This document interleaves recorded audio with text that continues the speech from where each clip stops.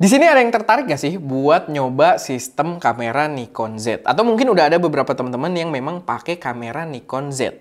Karena beberapa kali audiens ST Media itu ada yang bilang kalau Nikon Z punya beberapa kelebihan yang mungkin itu cukup menarik dibandingkan brand-brand yang lainnya. Tapi lensanya so far itu masih cukup eksklusif dengan penggunaan lensa-lensa native Nikon. Nah, di video kali ini gue pengen bahas di mana gue baru sadar, mungkin telat tapi gue baru sadar kalau ternyata sangat possible menggunakan kamera Nikon Z dengan semua jajaran lensa-lensa Sony. Kira-kira gimana caranya? Kita akan bahas setelah intro dulu.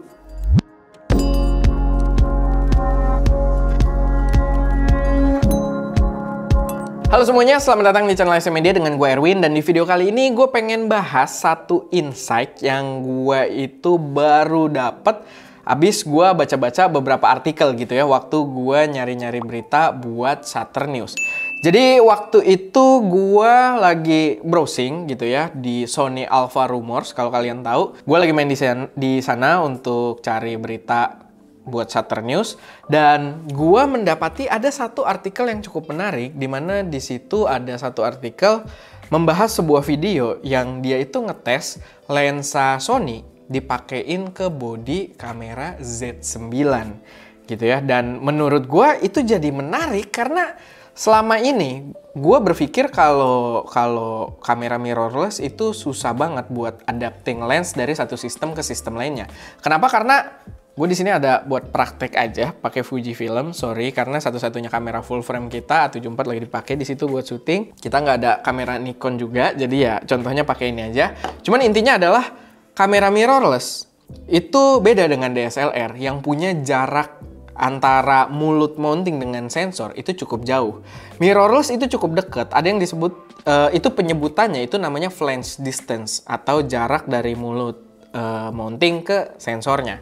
Dan biasanya karena mirrorless itu cukup dekat, cukup sulit mengadap lensa-lensa antar sistem mirrorless. Kayak di sini kalian bisa lihat nih ya, jarak mulut mounting dari lensa ini ya udah jarak untuk nyampe ke sensor juga gitu, nggak terlalu jauh. Jadi agak sulit kalau membayangkan penggunaan adapter di dalamnya gitu. Nah, ini peraga doang, tapi yang kita omongin di sini adalah Nikon Z gitu ya. Dan gue baru tahu ternyata ada. Jadi ini juga gue agak ketinggalan. Sebenarnya ini udah cukup lama ya. Ada satu adapter yang berfungsi untuk mengadap lensa-lensanya Sony E-mount untuk dipasangkan ke body Nikon Z. Dan ketika gua tahu ini ternyata udah versi kedua. Ini namanya adalah Megadap ETZ21. Nah, sebelumnya itu udah ada Megadap ETZ11 kalau nggak salah namanya. Dan di situ performanya masih kurang bagus yang 11, dan yang 21 ini berpapasan dengan gua gitu kan via artikel, bertepatan dengan gua baru tahu soal adapter ini juga. Dia performanya udah jauh lebih baik dari yang ETZ11. Dan otomatis gue kepo dong. Setelah gue tahu ada kesempatan tersebut, gue kepo banget, gue cari review-reviewnya, dan terlihat menarik banget adapternya. Tapi adapternya itu kalian bisa lihat, itu tipis banget gitu ya. Adapternya bener-bener tipis, pipih juga, nggak kayak adapter-adapter pada umumnya. Dan menurut gue menarik karena di situ dia tetap mengkonversi data digitalnya gitu. Dia benar-benar autofocus pun tetap jalan, dan itu membuatnya cukup menarik. Walaupun sebenarnya kalau secara logika ini agak masuk akal. Maksudnya gue ada kepikiran kenapa hal ini bisa terjadi. Karena kalau kita bandingkan antara mountingnya Z-mount dan juga mountingnya E-mount, itu mountingnya Z-mount dia punya mulut mounting yang lebih besar. Sedangkan mountingnya E-mount itu mulut mountingnya tuh lebih kecil, sehingga bisa diadapt. Kita pakai adapter, konverternya mungkin secara flange distance masih menantang, makanya adapternya tipis banget. Tapi kita bisa pasangin adapter, cekrek, dan mountingnya tuh dibikin jadi lebih kecil di body si Nikonnya gitu. Dari mounting yang lebih gede, kita pasang adapter ke mounting yang lebih kecil. Jadi masih sangat masuk akal gitu menurut gua. Dan mungkin penambahan flash distance-nya tetap harus ada, tapi memang sangat sedikit, makanya si adapternya ini tipis banget. Tapi ya terlepas pendapat gue mungkin atau enggak, ya udah ada gitu. Di sini udah banyak yang cobain, gue cek-cek videonya, dan menurut gue itu menarik banget. Dan gue rasa ini informasi yang gue perlu untuk sebarkan juga di Indonesia gitu ya, biar kalian tuh aware akan hal tersebut. Karena kalau kalian pakai kamera Sony sekarang, mungkin punya ekosistem Sony, ya kalian pengen nyobain kamera Nikon Z, harusnya kalau ada adapter itu udah nggak pusing lagi. Karena kalian bisa pakai lensa-lensa Sony gitu. Atau kalau kalian memang pengen start, mungkin kalian pengen start kamera pertamanya langsung di Nikon Z, paling nggak dengan adanya adapter tersebut, pilihan ekosistem lensa kalian makin luas. Ya lensa-lensa native-nya Sony, ya lensa Sony dari Sigma, dari Tamron, dari Tokina, dan lain sebagainya.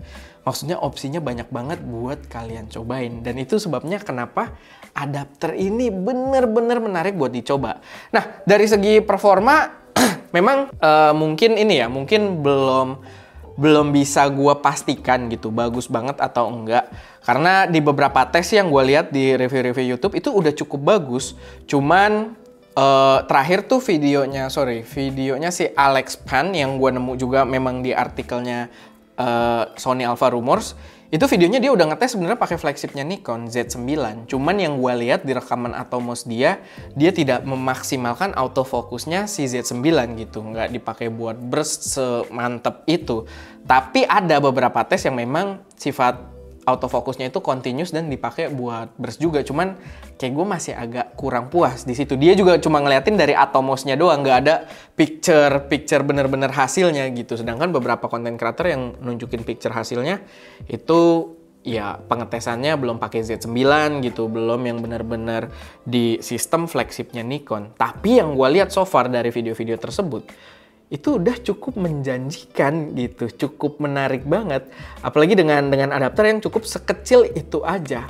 Jadi ya itu menurut gua menarik banget buat kalian pertimbangkan juga gitu. Kalau kalian udah kepikiran buat pakai Z kamera, pakai lensa-lensa Sony gua rasa bukan opsi yang buruk gitu. Lensa Sony native, lensa Sony-nya Sigma, mantep-mantep kayak yang kita pakai sekarang juga. Sigma juga banyak pilihan lensa-lensa Sony, lensa-lensa Sony Tokina yang kita ada juga di sana, cuma ini nih, ini 3 ini nih.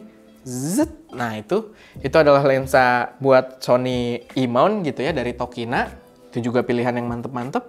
Jadi menurut gua bagus banget buat kita antisipasi gitu. Cuman sayangnya adapter ini, si Megadap ini di Indonesia belum ada yang jual. Paling nggak dari yang gue cek di Tokopedia gitu ya, di e-commerce. Gua belum nemu ada yang jual si Megadap ini di Indonesia. Sangat disayangkan karena menarik banget gitu buat dicoba. Dan ya paling itu aja sedikit pembahasan gue. Gue mulai tertarik juga jujur setelah muncul Z9, gue tertarik dengan Nikon. Cuman ya so far kita belum dikasih kesempatan. Dan Nikon kalau nonton ini tolong, kita belum nyobain Z9. Dan terlepas soal pakai lensa Sony, lupakanlah. Boleh ya pakai lensanya Nikon gitu, kita cobain. Pasti mantep gitu. Karena gue kepo banget sama Z9 gitu kan. Apalagi kemarin lucu juga abis dituntut sama Red kan. Red kamera gitu. Yang globalnya ya. Dituntut sama Red kamera yang berarti format video Nikon Z9 juga semantep itu gitu. Mungkin semantep kamera Red Cinema mungkin. Yang jelas gue sangat tertarik. Dan orang Nikon tolong kalau nonton video ini ya. Jadi ya udah sedikit kode-kode aja. Tapi itu buat video kali ini. Sedikit informasi yang mungkin bermanfaat buat teman-teman semua, yang mungkin bisa jadi gambaran dan bisa mengantisipasi kehadiran adapter tersebut. Atau kalau ada teman-teman yang distributor terus tertarik buat masukin si Megadap itu, gue rasa menarik gitu. Mungkin ada pasarnya yang memang tertarik dengan adapter tersebut. Oke, paling segitu aja buat video kali ini. Kalau misalkan ada koreksi, saran, atau pertanyaan, silahkan taruh aja semuanya di kolom komentar. Semoga bermanfaat dan ya kalau kalian ada pembahasan-pembahasan lainnya yang pengen kita bahas gitu kan seputar fotografi, videografi, silahkan taruh juga di kolom komentar. Oke, itu aja. Gue Erwin, di belakang kamera ada Ska, dan jangan lupa berkarya.